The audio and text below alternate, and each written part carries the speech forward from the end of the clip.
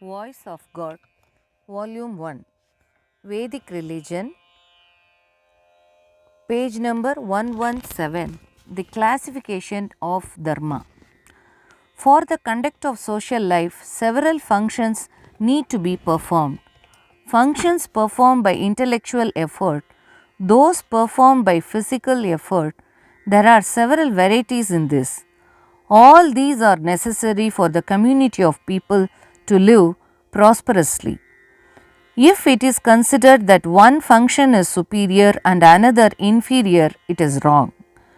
Every one of our families needs rice, salt, clothes, books, and many other things. To meet these requirements, is it possible for each of us to do all jobs like producing the grains, making salt, weaving cloths, printing books, etc.? The farmer who tills provides not just for himself but for all. The person who weaves does so to meet everybody's requirement. In the same way, people engage themselves in trade for the convenience of the society. Some join the army and fight for the country.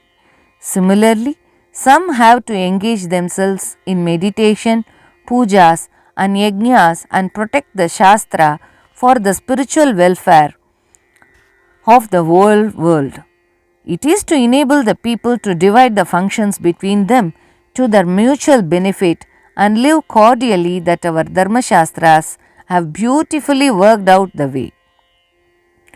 The question is how to divide the functions.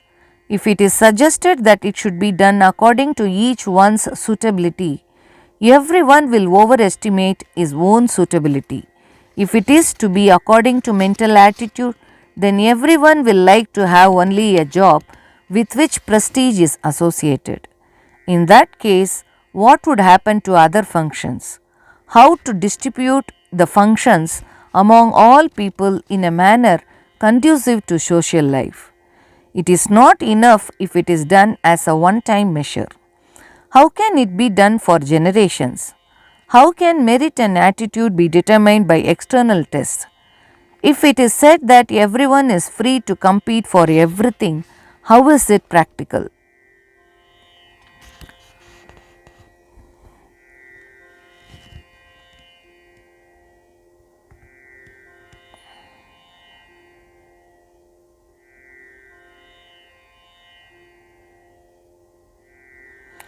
Who will spell out the functions? How can it be done? It is for these reasons that Varna Dharma was put in place, making the functions hereditary. Whatever the function, if he considers that what has come to him hereditarily as what has been ordained by Parameshwara, and he discharges it with the thought, I am doing this for the welfare of the world, that itself becomes the means for his own spiritual upliftment.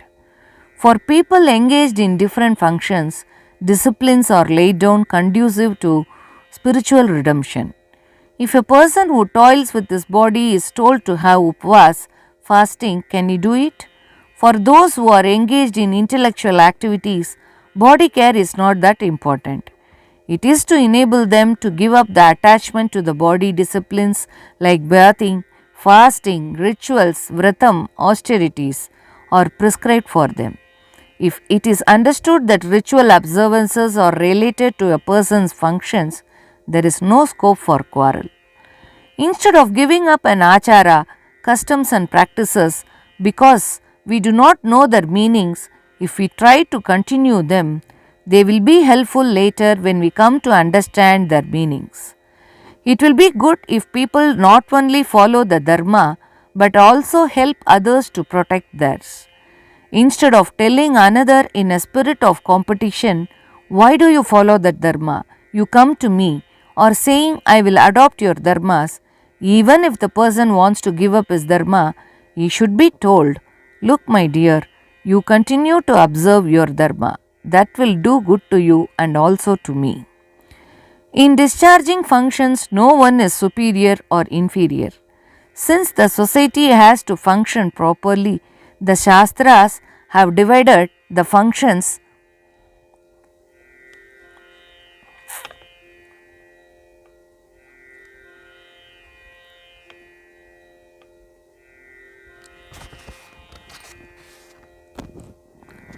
and shown the way for discharging them.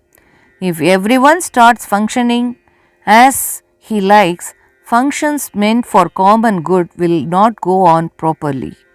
This is because today everyone is greedy for the other man's money. All people will take to ways and means by which more money can be earned. In such a situation, there will be no division of functions conducive to public welfare. Therefore, if each one follows the trade that has come to him hereditarily and the discipline associated with it, public activities will take place without rivalry and jealousy in the society. But they will also achieve self purification, Atma Shuddhi. These things should be thought of if, in the name of reform, deformation should not be indulged in. Irrespective of who does what trade, the government has the duty to provide the basic necessities like food, shelter, and clothing. It is only when the needs are multiplied beyond this that rivalry and jealousy are generated. There is no much confusion today because acquiring money is considered to be everything. This should change and everyone should develop the attitude that performing his duty properly and the satisfaction gained from it is each one's Swami, God.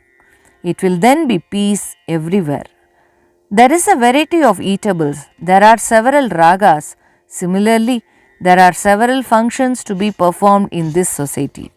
We add salt to rasam, but if we add it to panagam, jaggery water, it will spoil the taste. If the swara of one raga is mixed up with another raga, it will be jarring to the ear. Nowadays, people have lost the taste for enjoyment.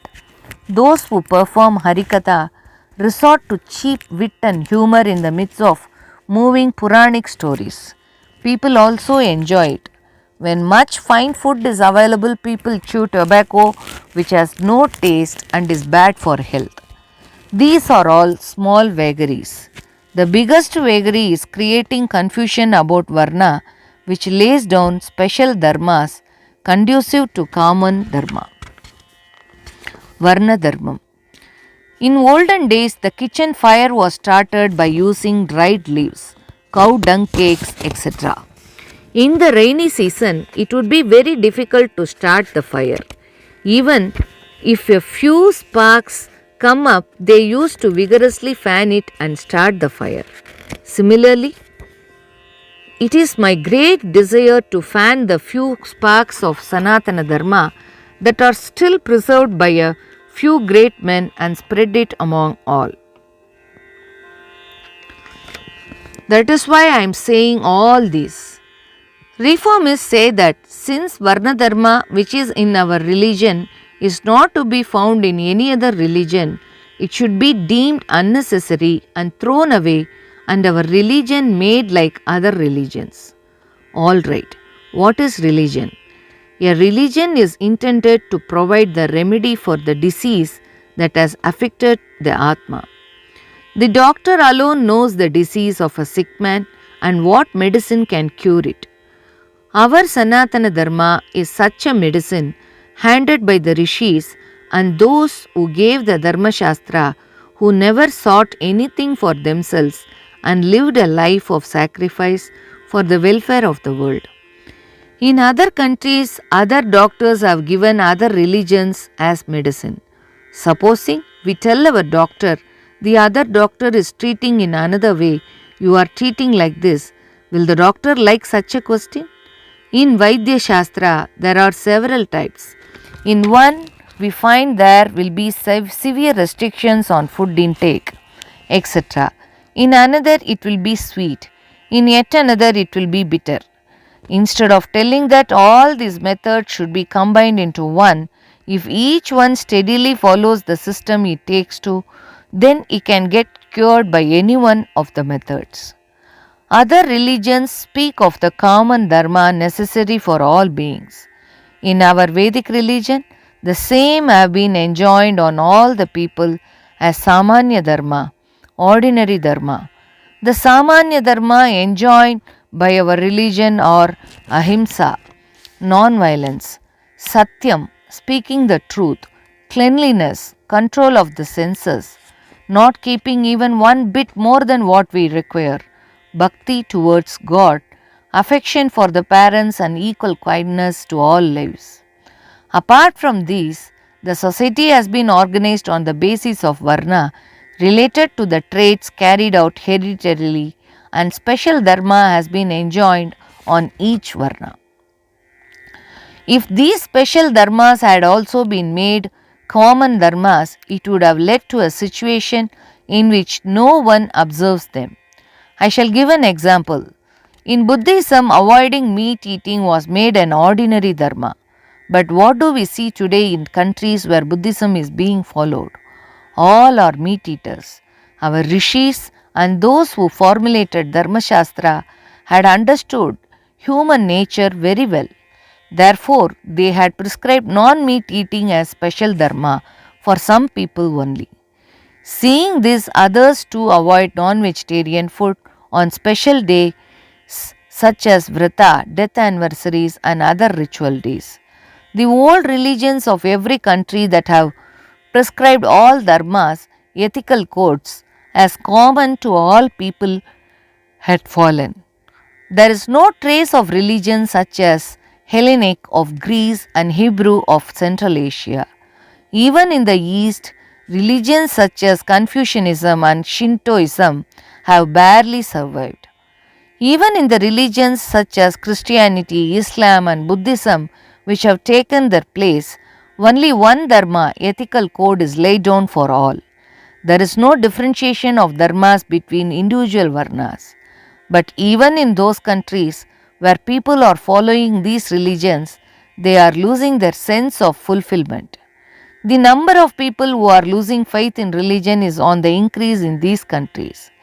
Either they become atheist, or those who are not happy with their religion are taking to our ways of yoga, bhakti, intellectual inquiry, etc. It is difficult to say how long the followers of historical religions in these countries will survive. I do not speak like this because I, as representative of Hindu religion, want to degrade other religions. My great desire is that different religionists should stay with their religions and attempt spiritual elevation.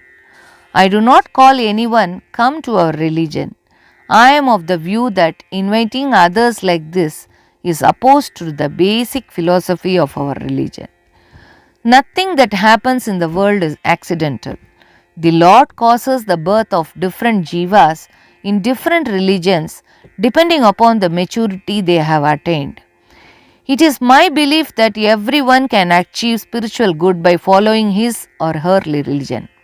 If I mention the special features of Hindu religion which are not in other religions, it is neither for criticizing them nor for inviting them to our religion. Seeing that those of other religions criticize without properly understanding the special features of our religion, and that some of our own people endorse them. I say all this only with a view to pointing out the good in our special features and making things clear. Even if other religions accept the theories such as karma and incarnation, there will be no harm done to the fundamental features of the religion. Irrespective of the religion, what is its basic feature and its very breadth? It is to have faith in God and practice devotion to Him. These theories will not affect them. Bhakti is the important feature of these religions. The reason why I am saying all these things is to make it clear that I do not think that religions in other countries are struggling for survival or that I am happy about it. I am only mentioning the opinions of well-known persons like Tony B., Paul Brenton, Kostler and others. They are of the view that disbelief in religion and atheism are growing all over the world, with the result that all religions are struggling to survive, and I am only repeating what they have said. In our own country too, this trend is on the rise, but foreigners who closely examine the position in all countries say in one voice, when compared to other countries, your country is far better. Religiosity has not declined to such a bad level. From among them, the sadhakas, spiritual practitioners, keep coming in large numbers. When we think of it in our country too, it is only after the attachment to Varna Dharma declined and the view developed that everything should become one that religiosity declined and atheism has increased. This is clear beyond doubt. This is something funny. We think that if a religion divides people in several ways, mutual feeling of togetherness and unity will be absent among them. Such a religion, it would appear, would decay and fall due to internal strife. Apart from this, as we see from our history, right from the time of Alexander, people of foreign religion invaded in waves. In such circumstances, a religion which divides people in several ways must have been buried and disappeared, leaving no trace. But what we actually see is contrary to this. Great religions which had enjoined on people a common code of ethics have been washed away by the tide of time. Even some of those religions which are alive today are facing danger according to thinkers of those religions. But our religion, which has divided society on the basis of Varna Dharma, is alive, holding its breath as if saying, "Who can do any harm to me?"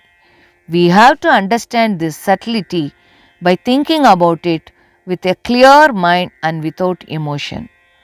What is the secret of our religion throbbing with life despite following the Varna Dharma for thousands of years?